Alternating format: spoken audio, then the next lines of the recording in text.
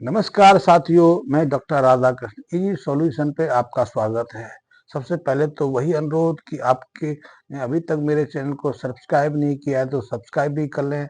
आपके मन में कोई प्रश्न है, कोई शंका है, कोई आप समाधान चाहते हैं तो आप निश्चित रूप से उसके बारे में संपर्क कर सकते हैं और मेरे मैसेज बॉक्स में कमेंट्स देकर भी उसकी जानकारी ले सकते हैं।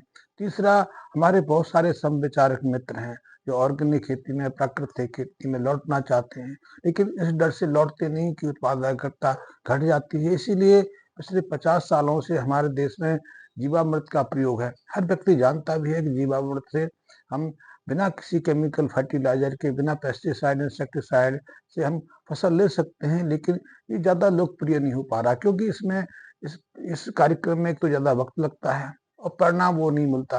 पहले तो 3-4 साल तक हमें प्रयोग करते करते रहना पड़ता है, तब कहीं हम सामान्य उत्पादन ले पाते हैं और ऐसे में हमारे साधारण किसानों को बहुत सारा नुकसान होता है। तो वो इस जीवामृत का या जीरो बजट खेती में ज़्यादा रुचि नहीं दिखाते। तो ऐसे मित्र जो प्राकृतिक खेती करना चाहते हैं, ऑर्गेनिक खेती में लाभ के साथ आगे बढ़ना चाहते हैं, तो उन तक भी मेरे इस वीडियो को पहुंचाएंगे, शायद उनको लाभ आ जाए, उनको कुछ जानकारी मिल जाए। अब मैं बात करता हूँ अपने गोरस सॉल्यूशन की, गोबर घनसत्व सॉल्यूशन का। इसका प्रयोग हम अपने फसलों में कई तरीके से कर सकते हैं। पहले तो मैं थोड़ी सी जानकारी दे दूं। आप ग्रामीण आंचल से संबंधित रहे हैं, आपका जन्म ग्रामीण में रहे, आप किसान हैं, तो आपने एक चीज देखी होगी। हमारे जो किसान हैं, हमारे जो किसान भाई हैं, वो सर्दियों की ऋतु में अपने फसलों के ऊपर राख छिड़कते हैं। चाहे वो मटर हो, सरसों हो या फलों के पेड़ हों। फलों में पपीता हो सकता है, लीची हो सकती है, अमरूद हो सकता है या फिर नींबू का पेड़ हो सकता है। उसमें भी कई जो किसान हैं राख छिड़कते हैं या जो साग सब्जियां करते हैं। साग सब्जियां करने वाले किसान तो अक्सर अपनी फसलों को रोगों से बचाने के लिए या फिर रोगग्रस्त वो हो गई हैं तो उन पर राख छिड़कते हैं। खास करके गोभी के ऊपर, पत्ता गोभी के ऊपर, मेथी के ऊपर, पालक के ऊपर, हरी मिर्च के ऊपर, टमाटर के ऊपर, बैंगन के ऊपर वो राख की छिड़काव करते हैं। आपने देखा होगा ये राख का छिड़काव इसलिए होता है कि हमारी फसलें जो इंसेक्ट्स होते हैं, कीटे होते हैं, कैटरपिलर होते हैं, उनसे सुरक्षित रहें। और यदि फंगस जन रोग हैं या बैक्टीरियल रोग हैं, उनसे भी हमारी फसलों को, हमारे पौधों को सुरक्षा प्राप्त हो जाए, तो वो राख का छिड़काव करते हैं। और ये राख होती है चूल्हे की। चूल्हे में भी गोबर की, गोबर में भी गाय के गोबर से जो उपले बनते हैं उसकी राख होती है। इस राख में बहुत सारे चमत्कारिक गुण हैं, लेकिन आज हमको इतनी मात्रा में राख उपलब्ध नहीं हो पाती है, या फिर हमारे पास देसी गाय बची नहीं जिससे कि हमें अति उपयोगी जो राख उपलब्ध हो सके। क्योंकि हमने अध्ययन किए हैं कि जो विशुद्ध देसी गाय है उसके उपले की जो राख तैयार होती है उसमें बहुत बहुत प्रभावशाली जीवाणुनाशक गुण रहते हैं। यदि उस राख को छिड़काव कर दिया जाए, खास करके सर्दियों के दौरान, तो रात्रि को आप राख छिड़कते हैं, रात्रि को फिर ओस गिरती है, उस ओस में भी बहुत अद्भुत गुण रहते हैं। इस ओस के अंदर एक्टिव ओजन के कण रहते हैं, ओजन एक्टिव ऑक्सीजन के कण रहते हैं। और जब ये ओजोन और एक्टिव ऑक्सीजन सहित जो ओस की बूंदें हमारी पौधों पर जो पत्ते होते हैं उनके ऊपर गिरती हैं और राख के साथ संयुक्त करती हैं, तो बहुत तरीके के केमिकल बनाती हैं और ये केमिकल इंसेक्टिसाइड, पेस्टिसाइड के रूप में काम करते हैं। तो ऐसे में यदि हमारी फसलें, हमारे पेड़ पौधे किसी रोग के शिकार हो गए हैं, चाहे वो फंगस जन्य रोग है, बैक्टीरियल रोग है या फिर किसी कीड़े के कारण वो त्रस्त हैं, तो यही राख उसके साथ मिलकर उन कीटों से, उन रोगों से हमारे फसलों को सुरक्षित करती है। तो आपने देखा होगा यदि गोभी में कीड़ा लग गया है, कोई रोग हो गया है, चाहे पत्ता गोभी है, फूल गोभी है, हरी मिर्च है, टमाटर है, तो राख छिड़कने से 1 हफ्ते में वो अपने सामान्य अवस्था में आ जाते हैं, रोग मुक्त हो जाते हैं, उनकी ग्रोथ फिर बढ़ जाती है। या फिर उन पर जो फ्लावरिंग है, उन पर जो फल लगने की प्रक्रिया है, वो सामान्य स्तर पर आ जाती है। राख का एक सीधा-सीधा प्रभाव तो ये है। राख का प्रभाव तो आपने देखा होगा कि राख में तो गंध से निर्मुक्ति करने का भी गुण है। हमने शुद्धिकरण के लिए भी राख का बहुत समय तक प्रयोग किया है।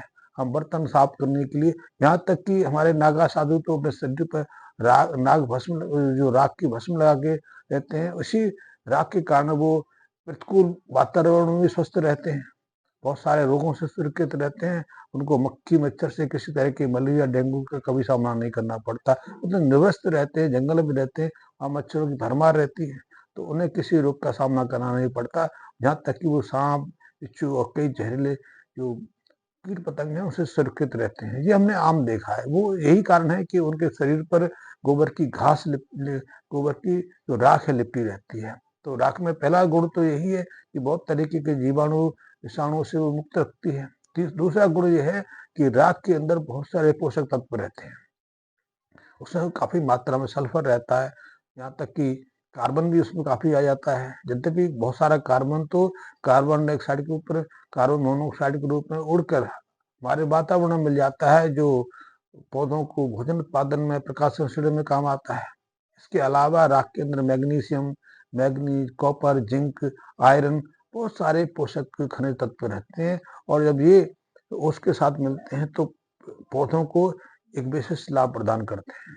इससे हमारे जो पौधे हैं, हमारी फसलों के पेड़ हैं, वो सहजता से इन जो खनिज तत्वों को उसके साथ मिश्रित होने पर सहजता सोख लेते हैं, और उसका उनके ऊपर बहुत तेजी से प्रभाव होता है। तो जो पौधे अभी तक मुरझा गए थे, विकसित नहीं हो रहे थे, इनकी ग्रोथ रुक गई थी या रोगग्रस्त होने लगे थे, तो इसी राख को छिड़कने से उनकी जो विकास की क्रिया है, उनकी ग्रोथ की क्रिया फिर से आगे बढ़ जाती है। आप कभी करके देखिए, ये सुनिश्चित प्रयोग है। पहले तो लोग इसके इसे वैज्ञानिक तथ्य को नहीं जानते थे, इतना जानते थे कि राख छिड़कने से रोगों से मुक्ति मिल जाती है, लेकिन अब तो हमारे पास वैज्ञानिक अध्ययन उपलब्ध है।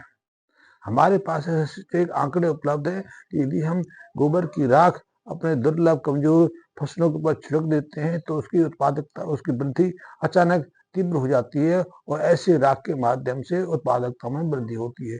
निश्चित रूप से बहुत सारे रोगों से तो उन्हें मुक्ति मिल जाती है, और भी इसमें बहुत सारे, और यदि इसी राख को हम गोबर गौरव सॉल्यूशन के साथ मिश्रण करके दें, या फिर राख छिड़कने के बाद 3-4 घंटे के बाद हम गौरव सॉल्यूशन से जो हमारा तरल तैयार होता है उसका स्प्रे कर दें, तो उससे विशेष लाभ देखने में आता है।